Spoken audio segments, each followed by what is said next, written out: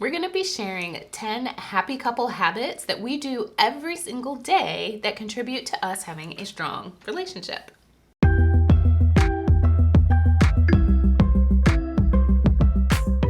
Hey guys, I'm Joseph. And I'm Tasha with One Big Happy Life. We make videos about how to find balance, build wealth, and live your happy. So if you are all about creating a life that you love that is uniquely you, this is a place to be. Today we are sharing our tips that we try to practice daily to make us happier as a couple. And there are lots of things that you can do that will work for your individual situation, but we're just sharing kind of 10 of them that we really, really swear by. And I'm sure we'll make more videos about this because even for us, there are more than just 10 things that we do that contribute to us being a happy couple. It's a lot. I keep a list and I check it off No, I'm just kidding. I don't. Didn't you have a book that was like 1,001 ways to be romantic or something like that? I did. Yeah. But even the table of contents is just too intimidating. All right. Habit number 1, find things that you both love to do and do them together. So we do this a lot. Obviously, you've seen all of our videos, yes, right? And if yes. you haven't, go watch them. Yes. But you can see that we do a lot of different things together. We do DIY stuff together. We work out together. Work out, play games. So what else do we do together? Just about everything, really. I mean, there are things that we don't do together that, because it's also important to cultivate sort of individual, things that you're interested in.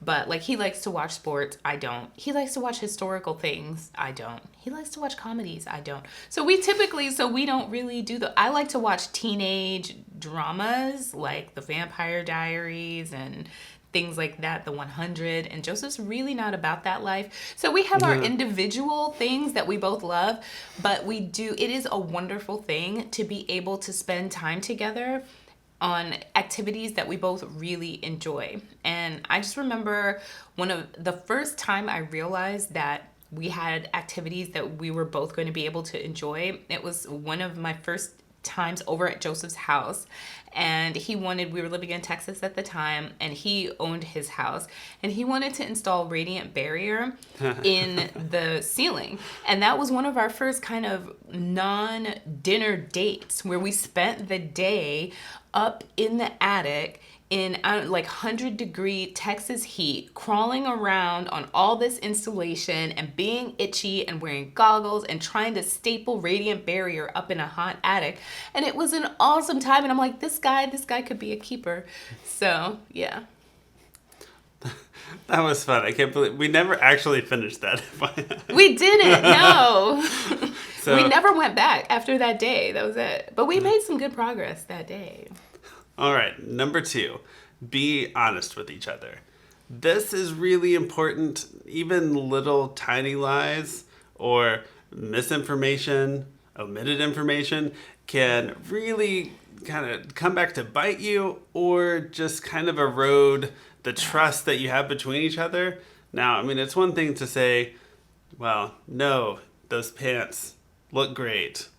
And they're just okay. No, you shouldn't say they look great. I'm going to disagree with you. Your partner needs to be able to trust you. So tell the truth. You can be honest, but you don't have to be brutally honest. I was kidding. You should actually tell them the truth. Yeah. Joseph will tell me if he doesn't like something. And there are times when I really like something that he's just like, meh, I could take it or leave it. And so in that case, I don't get it because I want him to like the things that I wear. So yeah. Speaking of being honest with each other, our next tip is to have regular conversations with each other about your life goals. And the point is, when you're with someone for a really long time, it can be really easy to just kind of get into a rut and to stagnate and to grow apart. And so that's why it's really important to have regular check-ins with each other to say, okay, well, how are you feeling about our life? How are you feeling about your job? Is this where you want to be? Yeah, we do that constantly, especially with kind of the YouTube channel and how it's made us question what we want our lives to look at, or look like rather. And so it really helps guide us together. And so even sharing any one big goal with your significant other, it makes that just so much easier.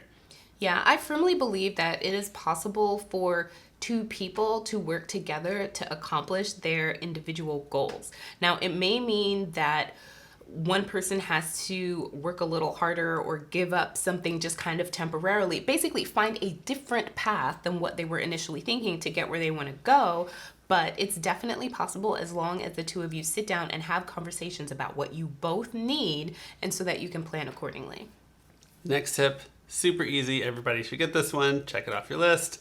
Say I love you every day. Now, I would say go a step further and take the time to think about something and tell the person why.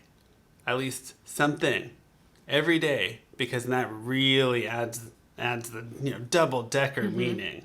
Yeah, you don't want it to just become rote, like, oh, I love you too, bye. Like, really take the time, stop, look at each other, and say it like you mean it, so that you never take each other for granted, and you understand and you keep at the forefront this idea that the love that you share is something that is really special and unique, and not everyone has that, and so it should be cherished. Similar, easy thing that everybody should be able to check off is take the time to stop and hug each other at the end of every day to really show the appreciation.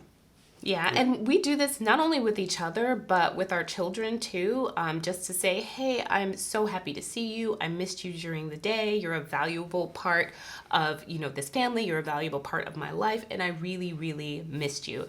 And it's just a nice brief moment to recenter your relationship and put it at the forefront of your home time together. And it's also a great way to not just go straight into, oh my God, I had the worst day. Take a minute and appreciate your relationship and appreciate each other and the fact that you have that person to come home to every day. And then after you've fully greeted each other, then you can say, oh my gosh, you will not believe what Sally did at the water cooler today. And we can tell that it's really rubbing off on Reeves because he's very excited whenever we come home, which that makes sense. But he also says that he misses us. And so he's obviously picking up the phrases that we use whenever we come back. And he'll say, I'm so happy to see you. And so that's a wonderful thing to feel appreciated whenever you come home every day. Next tip is to take time every day to have some one-on-one conversations with each other. So kids aside, adult conversations. Yes, like talking, we'll get to that other thing later. But yeah, it's just really important to really make sure that you're an active part in each other's lives. Joseph and I have been lucky enough for most of our relationship that we've actually commuted together at least a few days out of the week. It's only a few times, like I think about a year maybe, we weren't commuting together at all, and now we're about to go back to not commuting together at all, at least for a while. But we really cherished that commute because we could talk about so many things, and our commutes tend to be long. So we were actually spending probably a good 2 to 3 hours together without the children, which is a luxury that most people don't get. But it was also commuting. So I think we would also try to take time together outside of the commute too. Yeah, that's true.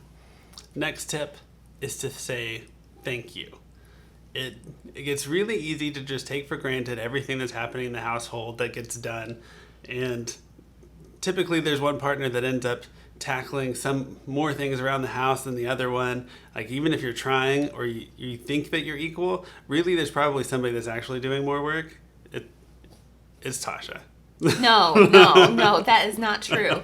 But I will say even the things that, yes, say thank you for the work that they do generally, like if it's out of balance, but even the day-to-day things that are technically your responsibility or his responsibility, just say thank you. He took out the trash. Wow, thank you for taking out the trash. He cleaned the toilet. Thank you for cleaning the toilet. Because yes, it is his responsibility, but he could just be like, you know what? I'm not going to do anything. This relationship isn't worth anything. I'm leaving.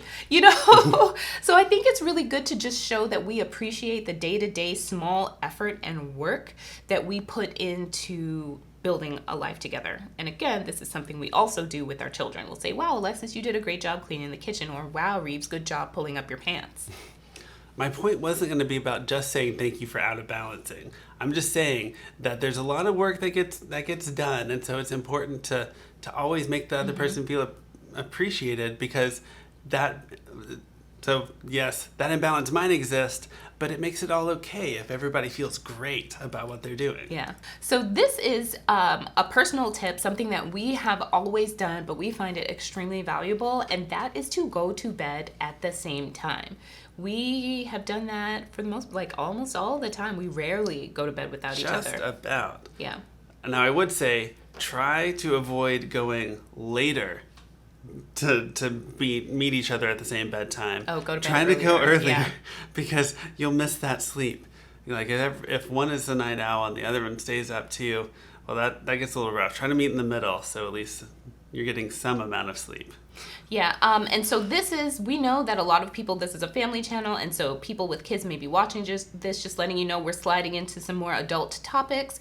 And so, we'll try to be, very delicate about how we address these things, but just understand stuff like that is coming. So let's get into a little bit of that, which is to say part of our nighttime ritual, for the most part, has always included taking joint showers.